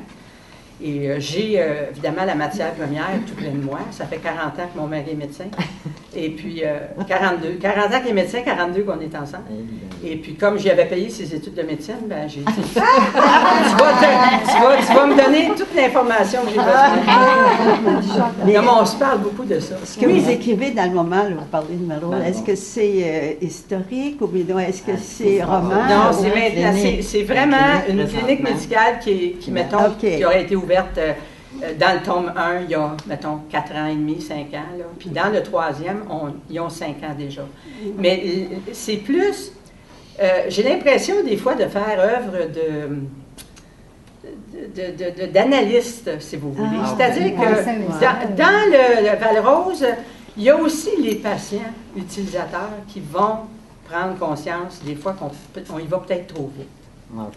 Et il y a un médecin qui va s'exprimer à travers ça, c'est pas moi, mais c'est le médecin qui dit « Hey, quand j'étais jeune, ma mère, je faisais un rhume, là, elle me frottait le dos avec du Vicks. » C'est ça. Puis moi, j'aime ça comptait pour un petit câlin aussi, en même temps, l'affection qu'elle n'avait pas le temps de me donner la journée. Les mouches de moutarde, l'ouragan dans les oreilles avec Ou un de petit peu l'huile d'olive chauffé. chaude. C'est ça, de l'ouragan. la boucane de pipe. Ah oui! Mon grand-mère me Mon père, c'est la boucane de pipe.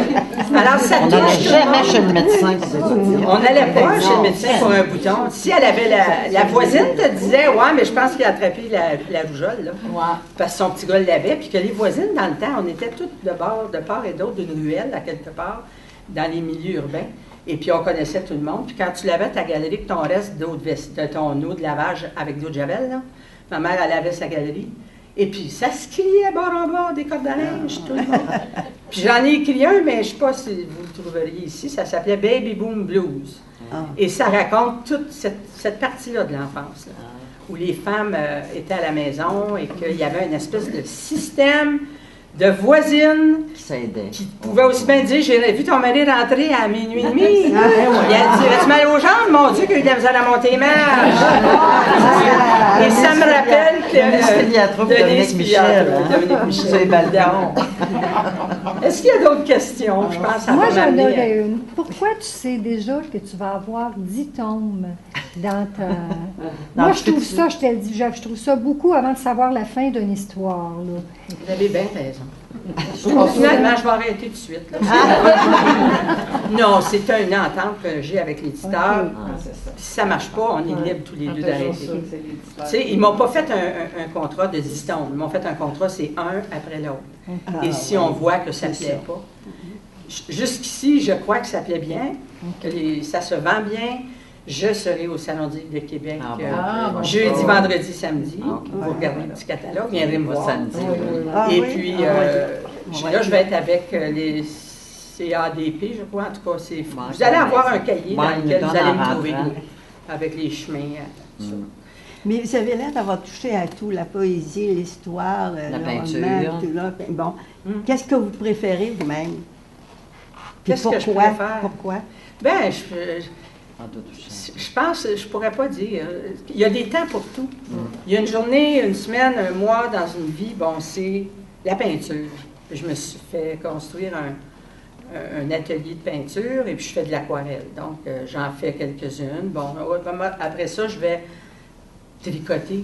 Ça m'a pris l'année passée. Pendant 6 mois, j'ai tricoté. Fini. C'est des secteurs, des sections bien définies. Mais l'écriture, elle, est tout le temps là. Je ne peux pas passer une journée sans écrire quelque chose. Je suis dans l'auto, j'ai mon petit calepin, j'ai une idée, je l'écris. J'écris des nouvelles pour des revues, j'écris des petits... Tu sais, quand quelqu'un fête son anniversaire, là, tu sais, il t'aime donc dans ce temps-là. Hey, on a une cousine écrivain. On va lui demander. Alors, j'écris des trucs. Des médecins qui font la retraite d'un autre médecin, puis là, j'écris un texte. Puis, je pense que c'est devenu un geste. Un geste comme, je sais pas moi, touiller la soupe ou faire de la sauce béchamel. J'aime aussi la cuisine beaucoup, beaucoup. Puis ça paraît, je pense, parce que dans De l'eau sur le papier, si vous ne l'avez pas lu, et je parle, une grosse partie de mon écriture, c'est sur les recettes. Parce que les Italiens, quand ils sont arrivés à Montréal, c'était ça qui nous fascinait.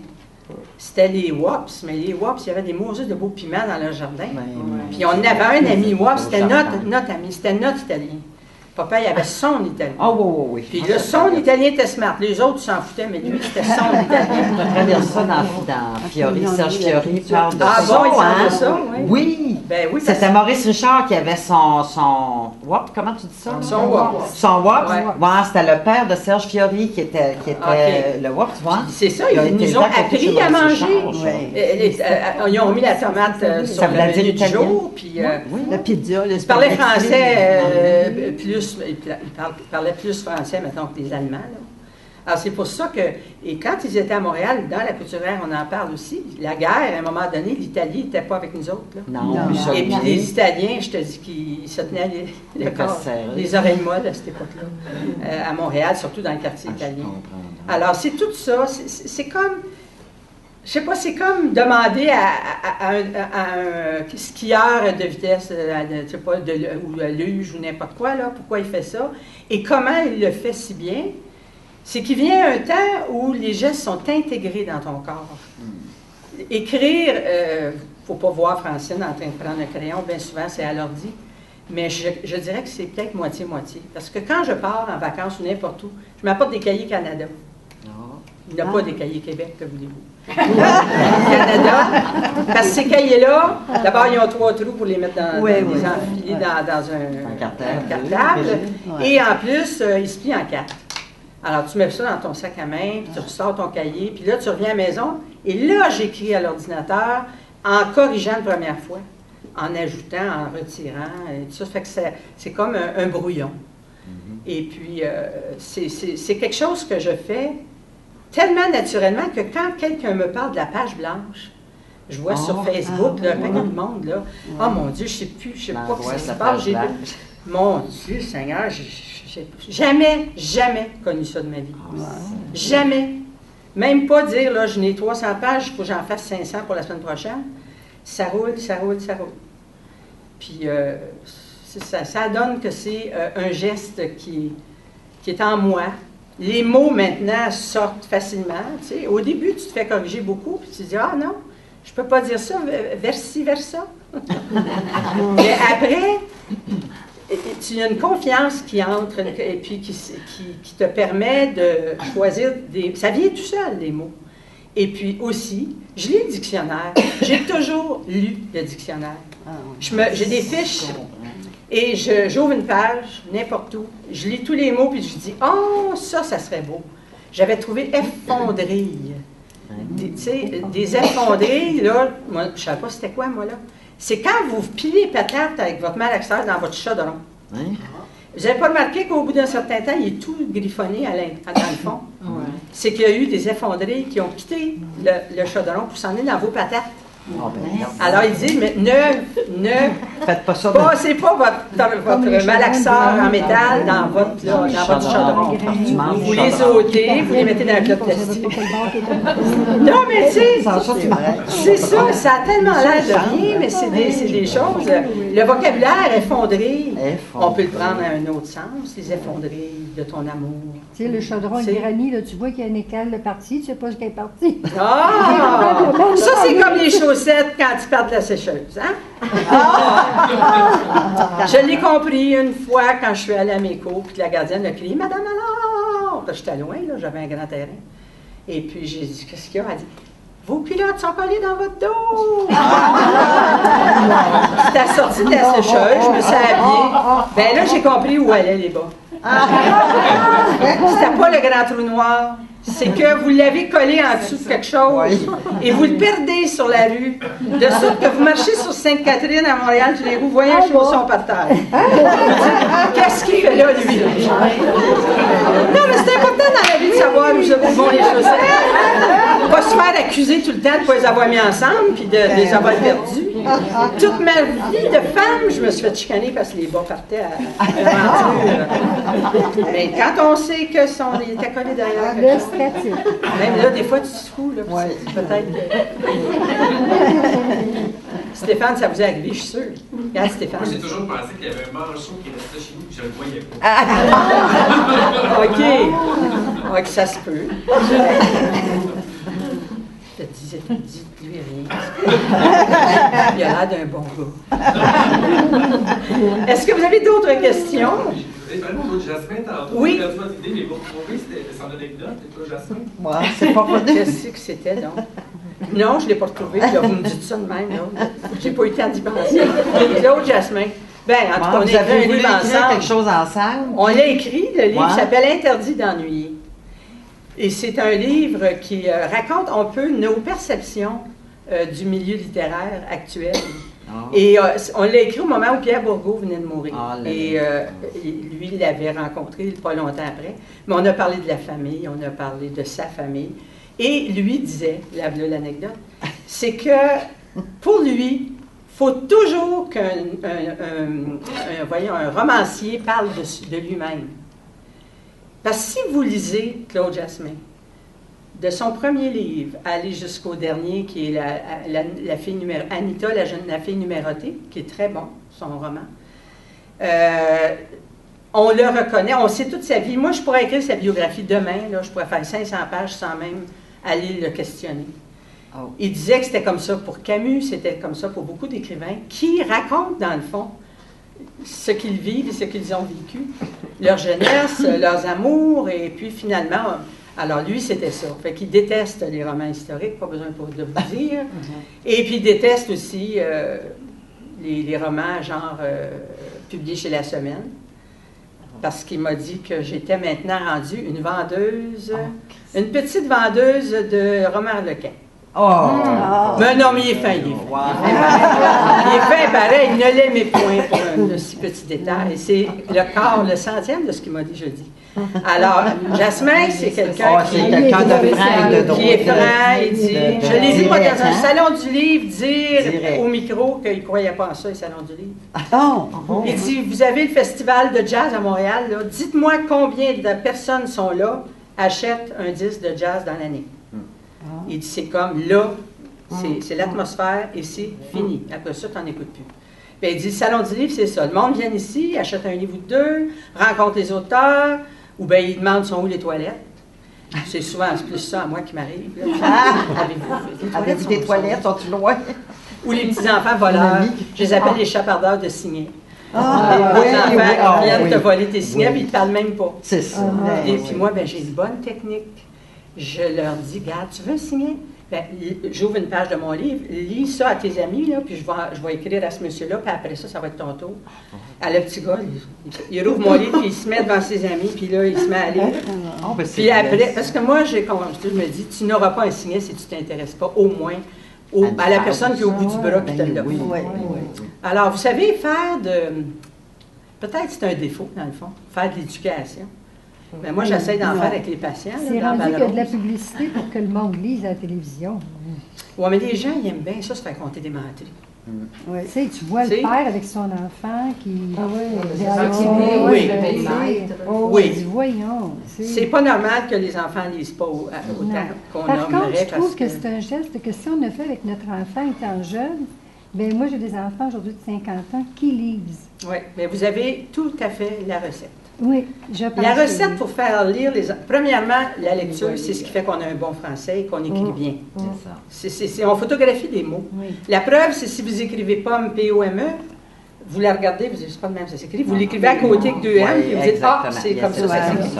On l'a photographié le mot. Ouais, photo. J'explique ça aux enfants, puis je leur dis, si vous ne lisez pas, ça ne me dérange pas, moi, si vous voulez rester ignorant. Vous avez le droit.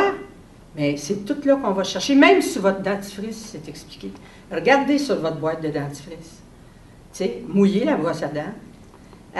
Après ça, étendez De la pâte. le dentifrice, et puis brossez, rincez. Et puis voilà, ceux qui ne savent pas comment, ils ont juste à lire dessus.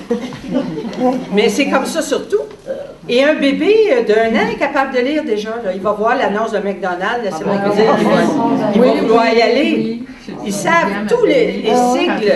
C'est une lecture, le sigle aussi. Alors, si on veut que nos enfants lisent, on a fait des expériences.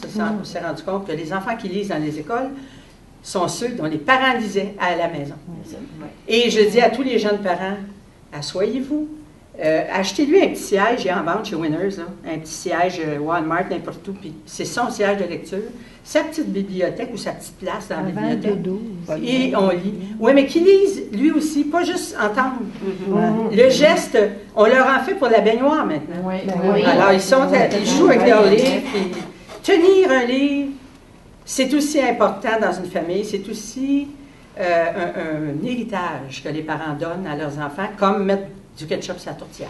Tu sais, tu leur as appris ça, qui c'est qui ne met pas de ketchup sur sa tourtière? J'espère qu'ils vont continuer d'en faire, taper encore. Alors, mon grand jeune a regardé des livres, même bébé. Oui, Elle oui. y apprend. Moi, j'ai une fille, elle était petite, elle était dans le marché, puis j'achetais des livres, mais elle lit. Ben, voyez-vous. Alors, ça améliore la langue, ça donne des gens curieux, des gens cultivés, des gens qui cherchent toujours à en savoir plus et avec qui on peut jaser longtemps. On a beaucoup de... C'est amusant. Il n'y a rien de mieux qu'une personne avec qui on peut parler des heures de temps sans se fatiguer.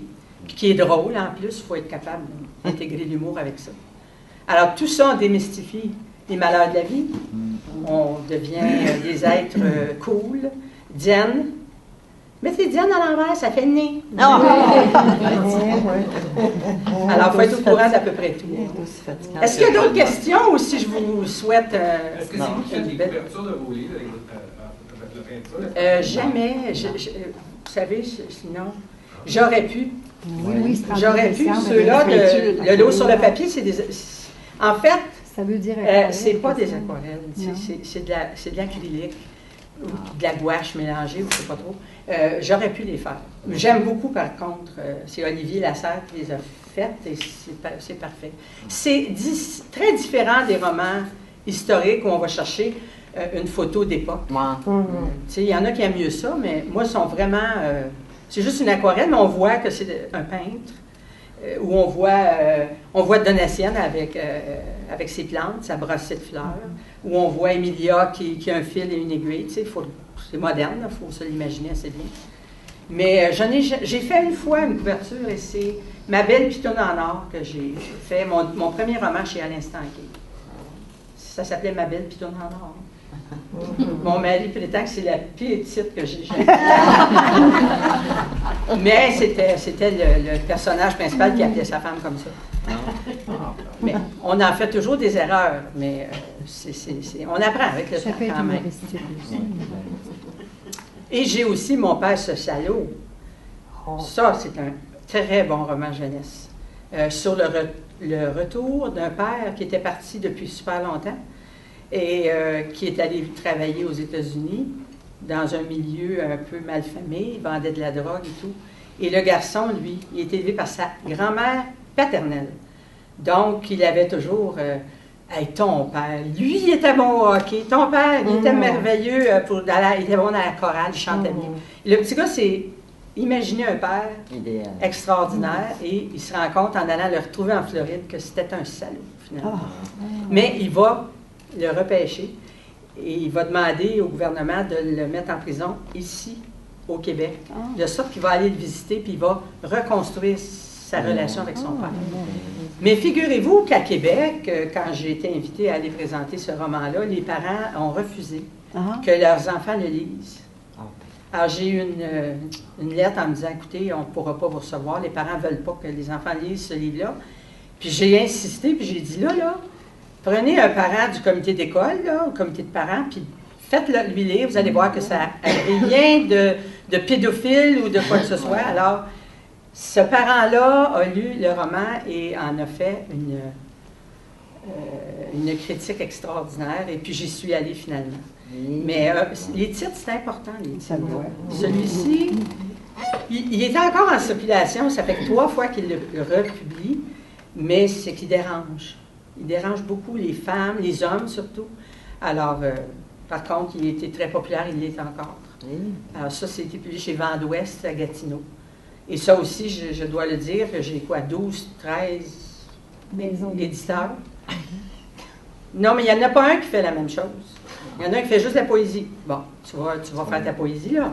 Après ça, de romans jeunesse de ce genre-là, ben, ils n'en font pas à la courte échelle, ils en font là. Alors, tu changes d'éditeur. C'est pas parce que je suis haïssable, là. C'est juste que, c'est comme vous dites, tu sais, j'ai pas de fin, jamais. Je veux écrire de tout. Alors, est-ce qu'il y a encore des questions ou bien on se dit au revoir? On aurait en masse. Ben, pourquoi pas, allez-y. Oui. Donc, oui. Moi, je suis on a le temps, monsieur. Il parle juste à 4h30. Votre opinion par rapport, vous avez regardé le dictionnaire par rapport à votre profession. Qu'est-ce que vous pensez de la langue française ici actuelle au Québec? Ouais. Eh bien, on en parlait justement quand on s'est envenu parce que il y avait justement un panel qui parlait de la langue des immigrants, tu sais, ceux qui viennent ici, et le renforcement de la loi 101. J'ai aussi enseigné aux immigrants à parler français, et c'était des Laotiens. Et pensons donc que même un A, c'est pas un A pour eux. Il faut d'abord apprendre nos symboles à nous. Là, et que, mais pas longtemps après, la jeune fille était première à l'école secondaire en français. Il y a moyen sûrement d'apprendre le français, mais on parle là ici de la qualité de la langue. C'est difficile. C'est difficile. Parce que j'aime bien les québécismes. Je trouve qu'on a j'aime pas me faire dire, par exemple, quand je vais en France, qu'on a un accent, puis ça dérange. Je fais beaucoup de lectures publiques et mon plus grand succès, c'est la Sagouine avec l'accent acadien. Et les gens aiment ça beaucoup. Quand on va en France, ils aiment beaucoup notre accent québécois, mais se font une espèce de gloire de dire « je vous ai compris, virgule, vous ». Ils m'ont compris, moi, parce que... dire qu'au Québec, on a moins d'anglicisme que votre. On en a moins qu'en France. Mais télévision. La France a aussi beaucoup d'organismes pour la protection du français. Ils en ont besoin. Ils sont obligés. Oui. Puis, ce que je pense, il va falloir qu'il y ait un petit coup... plus de lecteurs. Il va falloir que les enfants lisent plus. Il va falloir aussi que la littérature jeunesse arrête d'utiliser des mots raccourcis à part prof, ça, maths, depuis les éduc, bon, qu'on n'attende pas d'aller vers les jeunes, mais qu'on les amène vers une langue un peu plus correcte. Mais le problème, je ne sais pas s'il y en a des anciens profs ici, mais moi, à l'époque, les profs, on se forçait un peu. Aujourd'hui, je vais dans les écoles et je suis souvent terrassée même. C'est un gros mot, mais c'est ça. Là. Je viens chez nous là, et j'ai entendu des enseignants parler. Puis je me disais, comment ils peuvent parler comme ça devant les élèves? Puis je suis allée au Lac-Saint-Jean. C'était Madame Allard, vous voulez-tu une chaise? C'était des profs qui me disaient ça. Tu sais, c'est que il y a comme un rond. Tu sais, l'animal qui se mord la queue. C'est cette impression-là que j'avais. C'est que les jeunes profs du Lac-Saint-Jean s'en vont travailler, ils vont étudier à Québec ou dans une université quelconque, et puis ils ne reviennent pas enseigner chez eux. Fait que ça aussi, il faudrait qu'il y ait la chance de rapatrier leurs jeunes, parce que là, c'est encore des anciens profs, ils sont très âgés, les profs, puis ils disent encore les expressions du Lac-Saint-Jean de l'époque. Je parle du lac et non pas de Chicoutimi. Mais je pense faudrait arrêter d'avoir peur d'en parler, puis de se dire, à un moment donné, sauvons les meubles pendant qu'il est encore temps. Et le Québec, vous savez, a beaucoup aimé René Lévesque. Tu sais, on l'appelait Petit Poil, rappelez-vous. Hein? Bernard Landry, monsieur parle avec des citations latines, c'est-tu pas épouvantable? Mais monsieur allait en France nous représenter, puis laissez-moi vous dire qu'on ne passait pas pour des péquions. C'est ça. Alors, c'est pour ça que je dis qu'on a honte un peu de bien parler. Il n'y a pas si longtemps, un jeune homme qui parlait bien, c'était un homosexuel, absolument. C'est pas une tare de bien parler. C'est quelque chose que l'on doit s'imposer. Puis nos jeunes vont suivre, eux autres. Là. Ils nous copient tout le temps dans ce qu'on fait. Alors, la langue française, à mon sens, est en péril actuellement. Et dans 20 ans, si on n'arrête pas, là, on va parler anglais tout le monde. Là, ça, c'est le nouveau politique, là, mettons. C'est ça. Alors, tout ça, ça fait partie de... Il y a des gens qui essayent. Mais ce matin, j'entendais une jeune fille dire à la radio, j'enseigne le français aux immigrants. Je leur enseigne 3 sortes de langues. J'enseigne la langue de Radio-Canada, la langue qu'ils entendent dans la rue, puis la langue de V. Avez-vous songé que c'est la langue de V, c'est le canal V? Est-ce que je suis... Je suis ailleurs, moi, là, mais il me semble que ça ne parle pas plus mal là qu'ailleurs. C'est pas pire que dans Unité 9, là, quand même. C'est à Radio-Canada. Alors, moi, je me dis, il y a juste une conscientisation à faire. Il faut prendre conscience. Et puis, on n'hésite pas à reprendre les gens quand ils font. Moi, je le dis des fois. Je l'ai fait.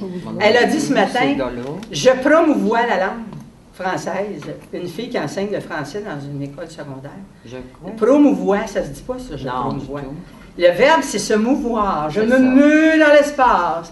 Alors, je promouvois, si ça se dit pas. Il faut dire je promeux la langue française ou je fais la promotion, c'est encore mieux. Ou tu changes de mot, c'est justement. Tu sais, c'est rendu à la télé, les gens ne font même plus attention à la radio non plus. Mais ce que je vous dis juste, c'est, moi j'écris pour les enfants dans une langue riche, puis si les enseignants considèrent que c'est trop difficile pour leurs élèves, on est rendu loin en débile. On est en danger, vraiment. Oui, je comprends. Mais vous avez été un sacré beau public. Je suis contente. Et puis, ça a été très j'espère que vous avez aimé ça. Et on va faire le tirage. Tirage. Alors là, il y a une personne qui va gagner la collection de la couturière. Ou si vous l'avez déjà lu ou si vous voulez l'offrir, on va le remettre dedans. OK, je fais. OK, on va en mettre un ballon. Il est usagé, mais ça fait rien, pas trop. Il a commencé à lire. C'est ça. Ah, tiens, Nicole Beauchesne. Bon, alors vous choisissez soit la collection, vous l'avez vu tantôt, la couturière ou de l'eau sur le papier qui est... Je connaissais moins, mais tout à l'heure, en vous écoutant, j'avoue que c'est mon coup de cœur. C'est votre coup de cœur, vous pouvez l'apporter chez vous. C'est trop, c'est ça, ça vous les prend les 3. Vous savez même avec le temps, les gens n'ont pas su que le troisième était sorti. Il y avait des gens qui ont lu les deux premiers, puis ils n'ont jamais su qu'il y avait le troisième. Edith Gauvin. Oui, ben voilà. Toi, Edith, quand t'es là. Ça, c'est les deux. Les deux, c'est la série. Vous allez sûrement aimer ça. Hey, vous savez que je suis trouvable sur le net. Alors, oui. www.francinalard.com. Et vous arrivez, puis c'est marqué « Envoyez-moi un message », mais j'aime ça, moi, que vous me disiez « J'ai gagné votre série, je l'ai lu, et voici ce que j'en pense. » Je ne sais pas si on l'a mis, l'adresse. Francinalard.com? Oui, ça se peut. Je pense, ben là, Aline. Aline.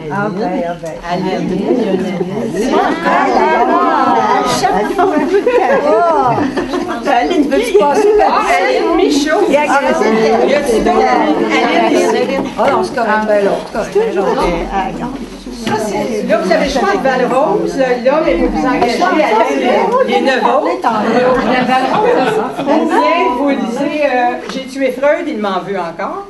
Ça, c'est avant La Couturière, j'ai écrit celui-là, qui est une histoire entre une écrivaine qui va voir son psychiatre et tout ce qui va s'en dérouler, l'amour et tout. Bon. Monique Brisson. Merci beaucoup, Monique. Ça me fait plaisir. Val-Rose, oui, Val-Rose. Je vous le penserez. Il est pas mal partout. Alors, merci.